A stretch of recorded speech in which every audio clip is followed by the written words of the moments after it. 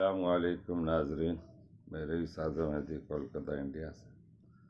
حضرت عبادہ رضی اللہ تعالیٰ عنہ نے نبی کریم صلی اللہ علیہ وسلم سے شب قدر کے بارے میں دریافت کیا تھا۔ آپ نے ارشاد فرمایا کہ رمضان کے آخر عشرہ کی طاق راتوں میں 21، 23، 25، 27، 29 یا رمضان کی آخری رات میں جو شخص ایمان کے ساتھ ثواب کی نیت سے اس رات میں عبادت کرے اس کے پچھلے سب گناہ معاف ہو جاتے ہیں۔ اس رات کے منجملہ اور علامتوں کے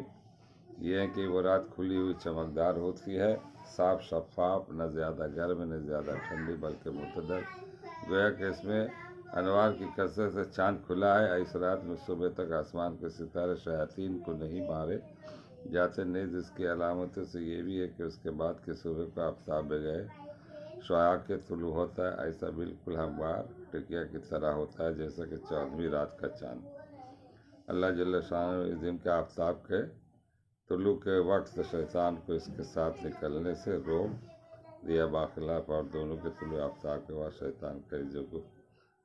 اس جگہ ظہور ہوتا ہے۔ اللہ تعالی ہم لوگوں کو پڑھنے اور سننے سے زیادہ عمل کرنے کی توفیق